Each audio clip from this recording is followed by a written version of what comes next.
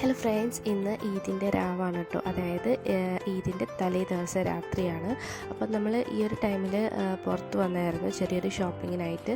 അപ്പം ചെറിയൊരു ഷോപ്പിങ്ങും കാര്യങ്ങളൊക്കെ കഴിഞ്ഞ് തിരിച്ച് വീട്ടിൽ പോയി.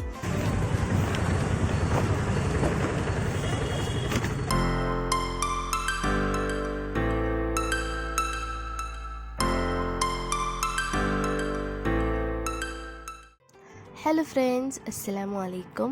അപ്പം എല്ലാവർക്കും ഈദ് മുബാറക്. ഇന്ന് ഈദിൻ്റെ രാവിലെയാണ് കേട്ടോ. രാവിലെ ഒരു 7 മണി ടൈമാണ്. അപ്പം മാഷാഅല്ലാഹ് രാവിലത്തെ ക്ലൈമറ്റ് അടിപൊളിയായിരുന്നു. പിന്നെ രാവിലെ തന്നെ ഉമ്മ അടുക്കളയിൽ കയറിയിട്ടുണ്ടായിരുന്നു. രാവിലത്തെ ബ്രേക്ക്ഫാസ്റ്റും ഉച്ചയ്ക്കത്തെ ലഞ്ചിനുള്ളതും ഒക്കെ ഒന്ന് സെറ്റ് ചെയ്യാനായിട്ട്. പിന്നെ ആ ഒരു ടൈമിൽ ഞാൻ പുറത്ത് വന്നു, ചെടിയൊക്കെ ഒന്ന് നനച്ചു. ഇതിനിടയിൽ തന്നെ രാവിലത്തെ കുളിയും പെരുന്നാൾ നിസ്കാരങ്ങളും ഒക്കെ കഴിഞ്ഞു. പക്ഷേ അതൊന്നും ഷൂട്ട് ചെയ്യാനായിട്ട് പറ്റിയില്ല കേട്ടോ.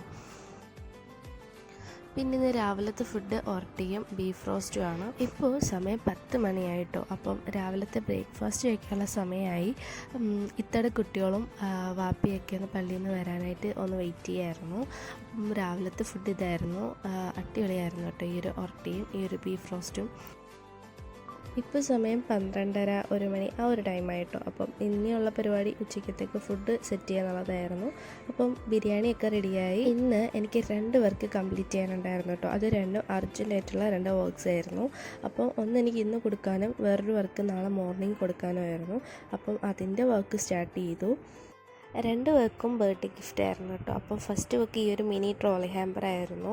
പിന്നെ ഉള്ളത് ഒരു ബോക്സിൽ കുറച്ച് ചോക്ലേറ്റ്സ് ഒക്കെ വെച്ചിട്ടുള്ള ഒരു ബർത്ത്ഡേ ഹാമ്പർ, ഒരു ഫ്രെയിമൊക്കെ ഇൻക്ലൂഡ് ചെയ്തിട്ടുള്ളൊരു ഹാമ്പർ ആയിരുന്നു.